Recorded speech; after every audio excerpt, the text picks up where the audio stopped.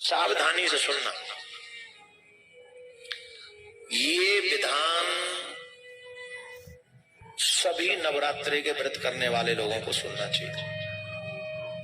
अगर सभी लोग इसको नहीं सुन सके तो फिर हम समझेंगे कि आप लोग कहीं ना कहीं त्रुटि अवश्य करोगे। किस कन्या का पूजन, किस उम्र की कन्या का पूजन किस दिन करना चाहिए, इसका पूरा वर्णन है। सुनो, 1 वर्ष की कन्या का पूजन कभी भी नहीं करना चाहिए। 1 वर्ष की जो कन्या हो उसका पूजन कभी नहीं करना चाहिए। रीजन क्या है? बोले रीजन यह है कि जो भोजन आपको कन्या को खिलाना चाहिए वो भोजन तो कन्या कर ही नहीं सकती। और अगर मान लो कि वो कर भी ले तो उसे तो पता ही नहीं चलेगा खीर का क्या स्वाद है, उसे क्या पता चलेगा हलवा का क्या स्वाद है, उसे क्या पता चलेगा कचौड़ी का क्या स्वाद है, तो उसे तो कोई स्वाद पता ही नहीं चलेगा। तो उसकी रसना स्वाद विहीन है, इसलिए उस कन्या का पूजन, जो 1 वर्ष की कन्या है उसका पूजन नहीं करना चाहिए। उसे आप अपनी तरफ से कन्याओं में इंक्लूड न करके बाकी जो सेवा उसकी करना चाहे, खूब सोने की माला पहना के घुमा दीजिए उनको, कन्या को सोने की माला, कंगन, जो आपका मन करे उसको आप उस कन्या को दे सकते। परंतु 9 कन्याओं का जो आप पूजन करना चाहती हैं उनका पूरा विधान आप लोग सुने। 1 वर्ष की कन्या का पूजन नहीं करना चाहिए। अब गंध भोग आदि पदार्थों के स्वाद को वो बिल्कुल अनभिज्ञ है, इसलिए नहीं करनी चाहिए। कुंवारी कन्या वही कही गई है जो 2 वर्ष की हो चुकी है। जो 2 वर्ष की हो चुकी है वह कुंवारी कन्या, वही कुंवारी कन्या हो चुकी है। 3 वर्ष की कन्या त्रिमूर्ति, 4 वर्ष की कन्या कल्याणी, 5 वर्ष की रोहिणी, 6 वर्ष की कालका, 7 वर्ष की चंडिका, 8 वर्ष की सांभवी और 9 वर्ष की दुर्गा और 10 वर्ष की कन्या सुभद्रा कहलाती है। इससे ऊपर की अवस्था वाली कन्याओं का पूजन नहीं करना चाहिए। 10 वर्ष की एज के बाद कन्या का पूजन नहीं करना चाहिए, क्योंकि वह सभी कार्यों में फिर दूसरी सांसारिक चीजें आ जाती हैं, तो इसलिए कुंवारी का विधान नहीं रह जाता है। कुंवारी कन्या का विधिवत पूजन सदा करना चाहिए। अब मैं 9 कन्याओं के पूजन में, जो इन 9 कन्याओं के पूजन से फल प्राप्त होता है, किस एज की कन्या का पूजन करने के बाद मनुष्य को कौन से फल की प्राप्ति होती है, कुमारी नाम की कन्या का पूजन होकर, जिसका कुमारी नाम हम उच्चारण यहाँ पर कर रहे हैं, कुमारी कन्या से 2 साल की जो है उसको कुमारी शब्द से संबोधित किया गया। वो माँ के नाम है ना कुमारी, तो उन नामों के, तो जो कुमारी नाम की कन्या पूजित होकर, जिस घर में कुमारी कन्या का मतलब 2 वर्ष की कन्या का जिस घर में पूजन होता है, जो पूजन करता नवरात्रों के व्रत के समय 2 वर्ष की कन्या का विधि विधान से पूजन करता है, उसके सारे दुख तथा दारिद्रता का नाश वो 2 वर्ष की कन्या के पूजन के बाद तुरंत हो जाता है। उसके घर में दरिद्रता नहीं रहेगी। कन्या को आदर के साथ बुला के लाओ, फिर कन्या के चरण प्रक्षालन करो, फिर चरण प्रक्षालन करके सुंदर स्थान दो, उनको बैठने के लिए आसन बिछाओ।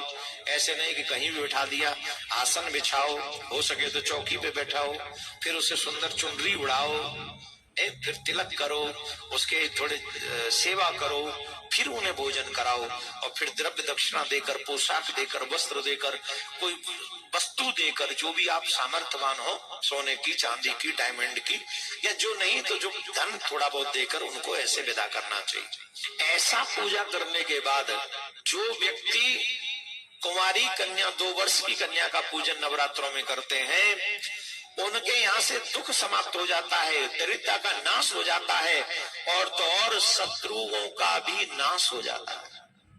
शत्रु क्षय हम नहीं कह रहे हैं, शत्रु क्षयम धनायुष्यम बल वृद्धिम करोति वही, धन की वृद्धि होगी, आयु की वृद्धि होगी और शत्रुओं का नाश हो जाएगा। अब बात करते हैं त्रिमूर्ति कन्या के पूजन की। त्रिमूर्ति किसको कहते हैं? 3 वर्ष वाली कन्या को त्रिमूर्ति कहते हैं। 3 वर्ष की कन्या को त्रिमूर्ति कहते हैं। 3 वर्ष की कन्या को त्रिमूर्ति कहते हैं। वो त्रिमूर्ति नाम की कन्या का पूजन करने से हमें क्या फल मिलता है? बोले फलम भवेत्, क्या? धन धान्य गमश्चैव पुत्र पौत्रादि वृद्धया। जो त्रिमूर्ति नाम की कन्या का पूजन करने, मतलब 3 साल की जो कन्या है उसको त्रिमूर्ति कहा गया है। उस कन्या का जो पूजन करते हैं उनके घर में धन धान्य का आगमन प्रारंभ हो जाता है और पुत्र पौत्र आदि की वृद्धि होती है। उनके घर में पुत्र की कोई कमी नहीं रहती। उनके घर में वंशज पुत्र पौत्र बेटा नाती पंती सब बढ़ते चले जाते हैं और धन की भी कोई कमी नहीं रहती। जो 4 वर्ष की कन्या है उसे कल्याणी कहा गया। क्या कहा गया?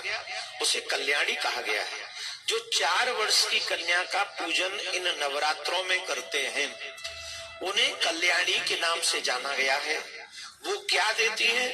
जो मनुष्य विद्या प्राप्त करना चाहता है, जो मनुष्य अपने जीवन में किसी भी क्षेत्र में फील्ड में विजय प्राप्त करना चाहता है अथवा राज्य सुख की कामना करता है, उसे नवरात्रों में अवश्य ही कल्याणी देवी का अर्थात 4 वर्ष की कन्या का पूजन करना चाहिए। जो जीवात्मा 4 वर्ष की कन्या का पूजन विधि विधान से इन नवरात्रों में करते हैं तो उन्हें विजय प्राप्त होती है, विद्या प्राप्त होती है और राज सुख की भी प्राप्ति होती है।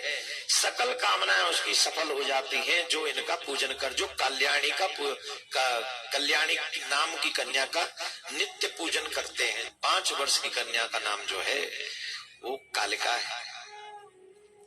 शत्रुओं के नाश के लिए कालिका का पूजन करना चाहिए। कालिका का पूजन मतलब जो कन्या 5 वर्ष की है उसको कालिका के नाम से जाना जाता है। शत्रुओं का नाश करना चाहता है उसे कालिका कन्या का पूजन करना चाहिए। और ऐश्वर्य की अभिलाषा रखने वाले को चंडिका कन्या का पूजन करना चाहिए।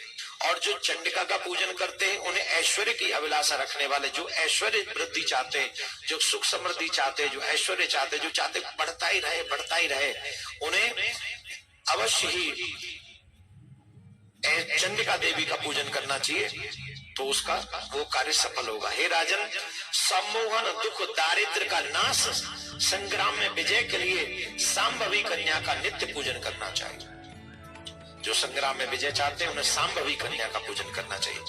क्रूर शत्रुओं के विनाश एवं कर्म की साधना के निमित्त और परलोक में सुख पाने के लिए दुर्गा नाम की कन्या का पूजन करना चाहिए। जो दुर्गा नाम की कन्या का पूजन करेंगे उन्हें परलोक में सुख पाने के लिए, क्रूर शत्रुओं के विनाश के लिए, उग्र कर्म की साधना के निमित्त जो हमारे बड़ी बड़ी इच्छाएं रहती हैं, जो संसार में हमको कोई दे ही नहीं सकता है, हमको ऐसा लगता है इसे और कौन दे सकता है हमको, उसे दुर्गा नाम की कन्या का पूजन करना चाहिए। मनुष्य अपने मनोरथ की सिद्धि के लिए सुभद्रा की सदा पूजा करे और रोग नाश के निमित्त रोहिणी की विधिवत पूजा करे। तो इन 9 देवियों का पूजन, कन्याओं का पूजन हमें क्या फल देता है? रोगों का नाश ये कर देता है, सुख समृद्धि ये देता है, ऐश्वर्य हमको ये देता है, वैभव हमको ये देता है, राज्य सुख हमें ये प्राप्त करा सकता है। अगर आप चाहते हैं राज्य सुख आपको मिले वो भी प्राप्त करा सकता है, शत्रुओं से आपकी विजय करा सकता है। कौन से वर्ण में जन्म हुए प्राणियों को कौन सी कन्या का पूजन करना, यहाँ पर कैसी कन्या का पूजन नहीं करना चाहिए वो भी बताया गया। जिसका कोई अंग भंग हो ऐसी कन्या का पूजन नहीं करना चाहिए। जिसके शरीर से दुर्गंध आती हो ऐसी कन्या का पूजन नहीं करना चाहिए। जिसका अंग किसी घाव से युक्त हो ऐसी कन्या का पूजन नहीं करना चाहिए। जन्म में जिनके नेत्रों के विषय में कोई प्रॉब्लम हो, जिन्हें हम लोग कहानी कहते हैं, वैसे उनका पूजन नहीं करना चाहिए। अत्यंत दुर्बल समय से पूर्व ही गर्भ से जिसका पहले ही जन्म हो गया हो उस कन्या का पूजन नहीं करना चाहिए। व्रण रहित तथा एवं वंश में अपने माता पिता से जो उत्पन्न हुई कन्या है, विधि पूर्वक उसी की पूजा करनी चाहिए। जो विजय प्राप्त करना चाहते हैं उन्हें राजवंश में जो कन्या उत्पन्न हुई है उस कन्या का पूजन विधि विधान से करना चाहिए।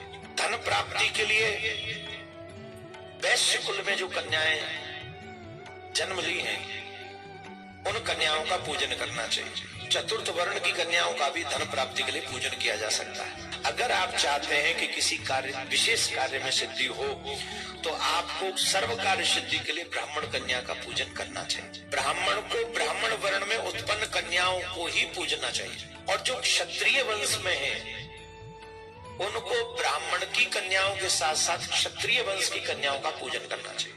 ऐसे ही जो वैश्य कुल में है, वैश्य कुल के लोगों को ब्राह्मण, क्षत्रिय और वैश्य इन तीनों कुलों के कन्याओं का पूजन करना चाहिए। और जो हमारे चतुर्थ वर्ग है उनको चारों वर्ग की कन्याओं का पूजन करना चाहिए। वो चारों वर्ग की कन्याओं का पूजन कर सकते हैं और यही संपूर्ण पूजन विधि है। इसमें कहीं भी कोई अपने मन से इसमें कुछ नहीं कहना चाहिए।